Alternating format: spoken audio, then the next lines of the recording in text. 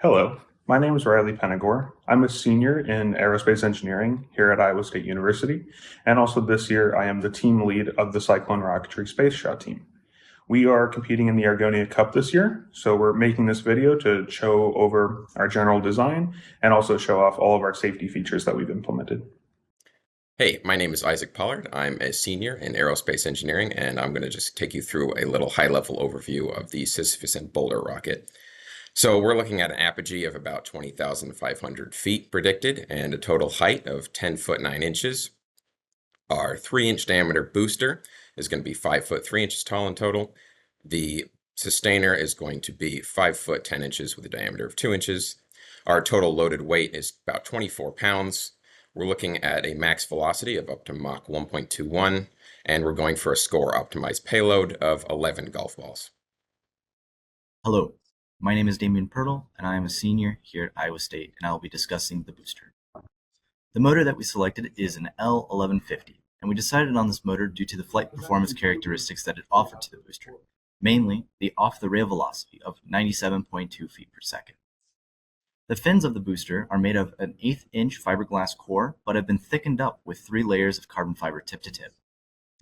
Above the motor and the fins, we have our avionics bay, but that'll be discussed at a later point in the presentation.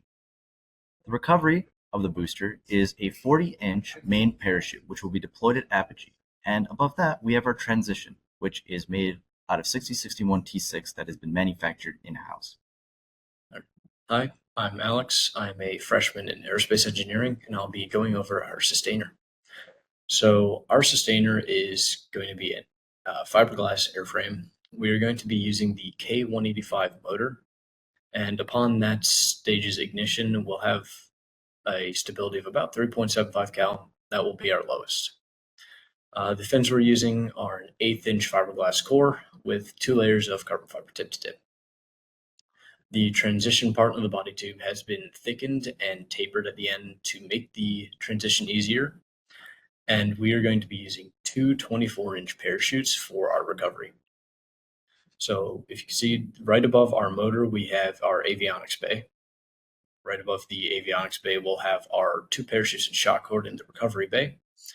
Above recovery, we have a little camera bay coupler, and right above the camera bay, we'll have our payload. Here we have our fin flutter analysis for both the booster and the sustainer. The booster on the image to the left and the sustainer on the image to the right. As can be seen in the divergence Mach numbers of both the booster and the sustainer, they well exceed our flight profile.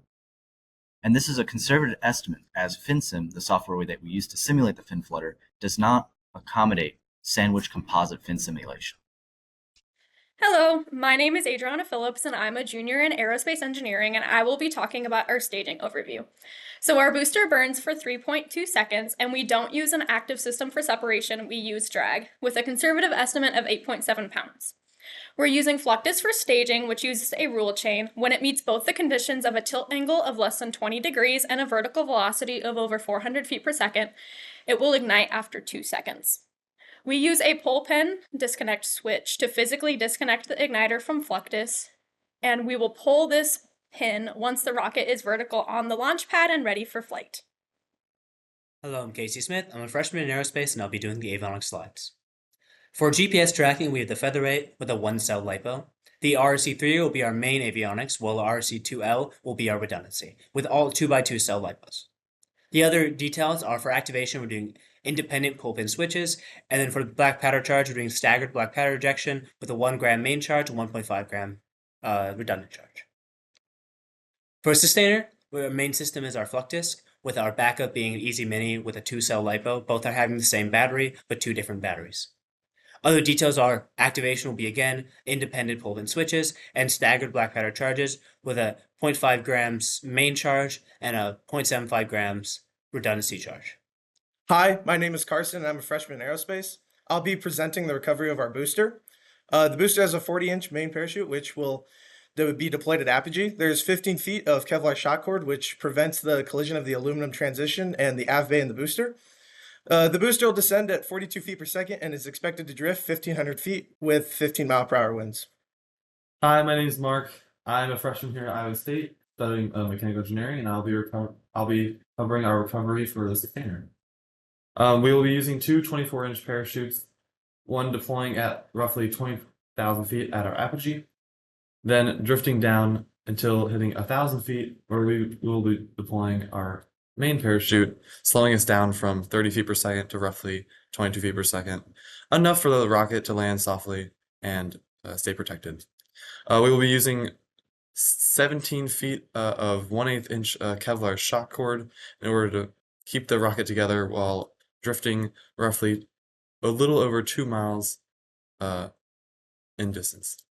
My name is John Fernandez. I'm a freshman in aerospace. I created the camera bay for the sustainer. We're going to be using the RunCam Split 4 with a resolution of 4K at 30 FPS. The FOV will be 140 degrees, and it will be remotely controlled and activated at launch with the Fluctus. The battery is a 600 milliamp hour one-cell LiPo, which can last from anywhere 20 to 30 minutes. Thank you for watching, and we hope to see you at the competition.